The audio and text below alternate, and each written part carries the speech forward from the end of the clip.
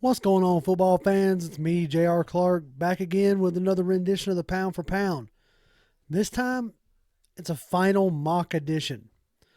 The next time we see each other live, it will be during the 2021 NFL Draft, which is tomorrow.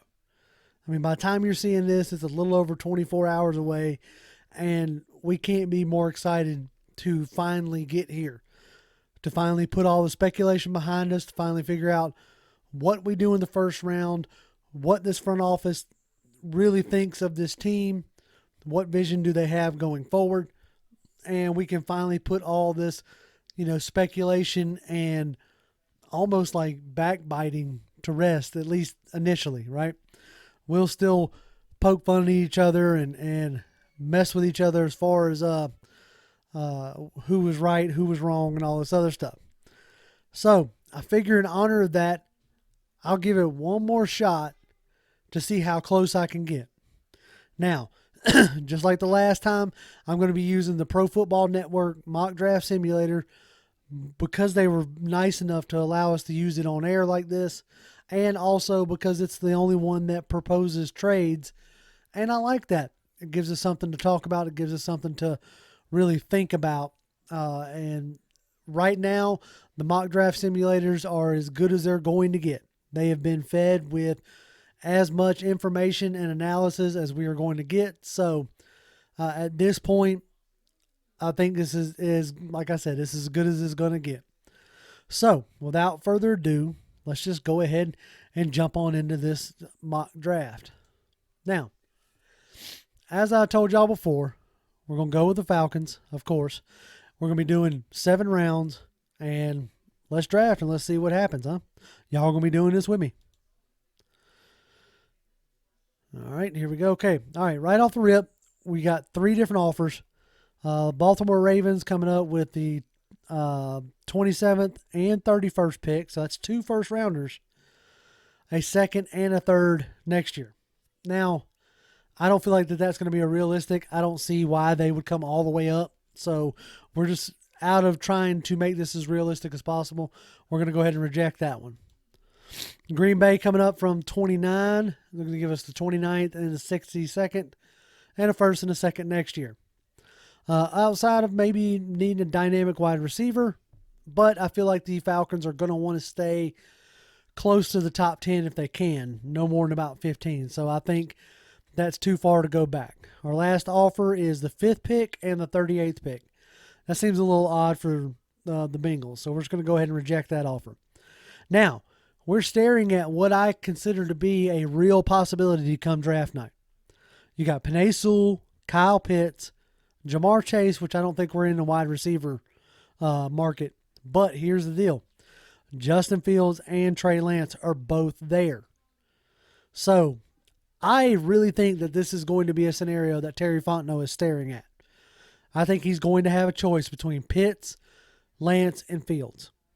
Now, with as much smoke screening has been going on these past few weeks, as much fire has been going, I am going to go ahead and go with Pitts because I honestly think that's who they're pounding the table for. I feel like this regime feels like they've got 2 to 3 more good years of Matt Ryan. So they're going to load up and do what they can to make these past few, these next few years as easy as they can. And Kyle Pitts represents the potential replacement of Julio Jones. We talked about that on the show. The guys did a real good show on that the other day. If you haven't seen it, go ahead and check that out. So right now I'm going to go ahead and just take Kyle Pitts. All right, keep rolling. All right, we're into the second round. Got another proposed trade from L.A. No, I don't really like that offer, the 57th and the 141. We're going to go ahead and reject that. And then Cleveland is going to give us their second, a second next year, and a 7th. I'm good. I think we'll just stick where we are.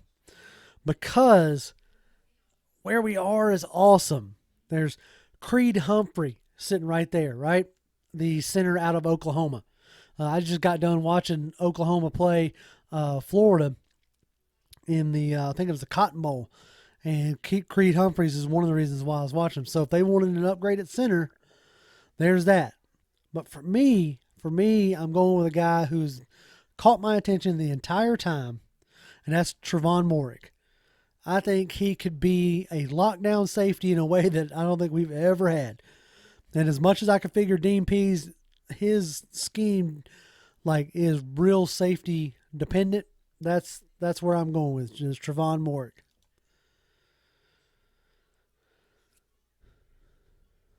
All right, third round. I am not trading with an in rival. Now the Buffalo, they're going to offer up a third next year. That's interesting. But they want 219. Y'all gonna be like, oh, JR, you're not trading at all. Nah, not this time around. I like where we are. Ooh, here we go. Okay. Now here's another guy that I really enjoy, Peyton Turner, off the edge. I watched a handful of his games out of Houston. I like his length. He's got a good get off, from the line. So I really enjoy Peyton Turner, but I think I'm going to go with a Michael. Well, let's just see who's still on the board. So we're going to go over here. I want a running back. Oh, we still got some good choices. Yeah, we still got some real good choices. I'm going to go ahead and go with Peyton Turner. I really liked him coming off the edge in the games I watched. We need more edge help. So I'm going to go ahead and grab Peyton Turner.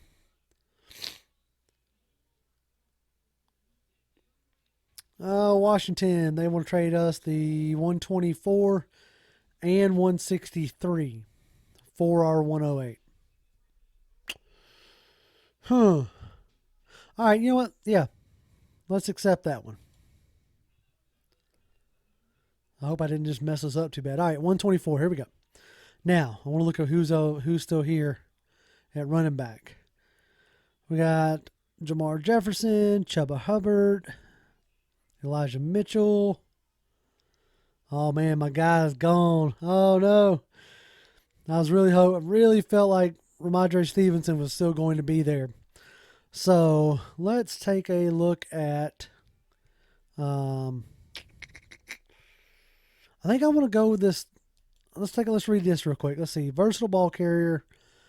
Nothing everlasting negative. Not truly creative. After initially declaring for the 21 Hill, returned to Mississippi State last season.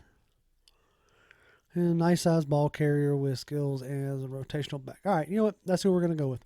We're going to go with Killen Hill out of Mississippi.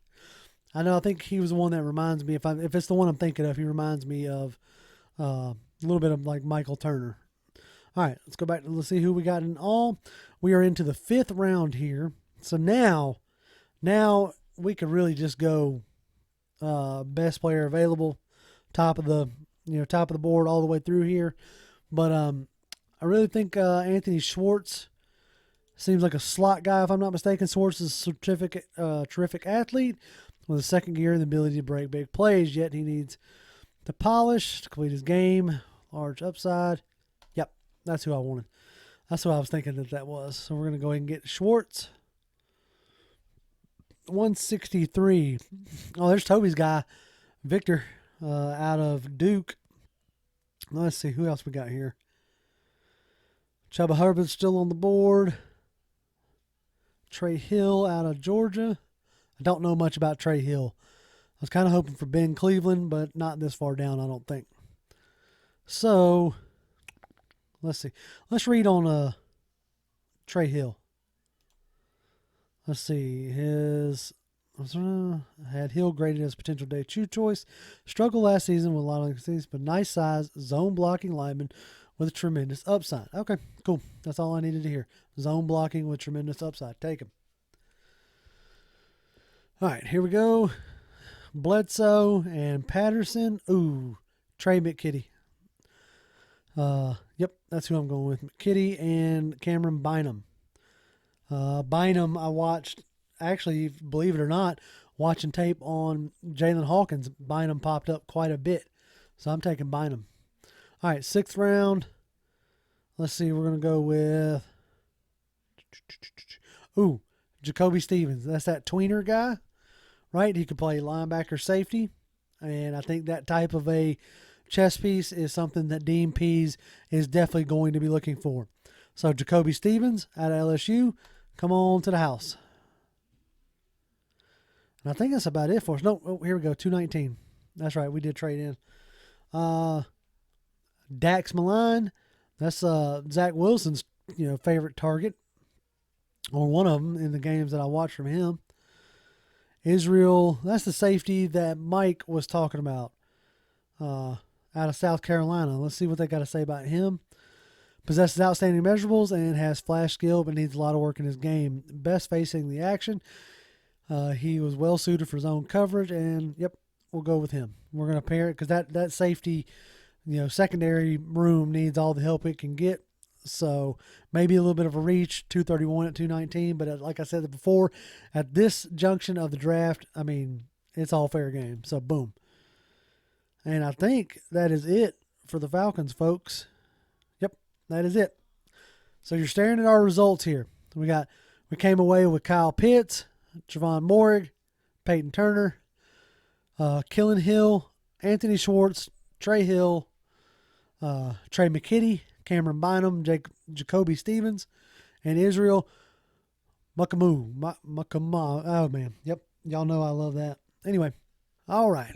So that's it, man. That was a final mock that I really feel good about in the first 4 picks, which is where I consider where you make or break your draft is in the first 4 picks, in my opinion. Now, you can get some steals. Obviously, 5th round back, Grady Jarrett for our team. You can get some guys who are super solid contributors, but this new regime really needs to knock it out of the park, and to come away with Kyle Pitts, Travon Morick, Peyton Turner, and Killen Hill, I think is a super solid draft. You also adding in Trey McKitty, who I think could be a better pro than he was at college. He's definitely a willing blocker, and that's something that this scheme needs quite a bit. I know we're going to get, wrapped up with and infatuated with Kyle Pitts, but the 2 tight end sets and the 3 tight end sets that everybody likes to reference with Arthur Smith, a lot of that was blocking. So, Trey McKitty is going to find himself a good role there, and I think Jacoby Stevens could be the versatile piece that Dean Pease makes look like a superstar in year 1 or 2. So that's my final mock. I appreciate y'all joining us. I really hope y'all join us tomorrow night as we go live for the first round of the draft. It'll be me and the guys. We'll be chopping it up. We'll be going to go live again Friday as well. We're going to do the first 2 days of the draft this year. We had a lot of success last year, so I really hope y'all join us. Also, if you haven't registered for the draft hat giveaway, this hat right here, I got another one of these that we're giving away. All you have to do is email poundforpoundatl@gmail.com, all spelled out. Pound for pound, the number 4. So pound, the number 4, poundatl@gmail.com. Give me either my catchphrase or Jimmy's catchphrase and your pick for the first round. That's all you got to do. Email that to us. Get it in before the pick happens, and you'll be entered to win this hat. And I will mail it to you personally. But either way, it's been a ton of fun. I appreciate y'all joining us. And as always, Falcons fans, rise up.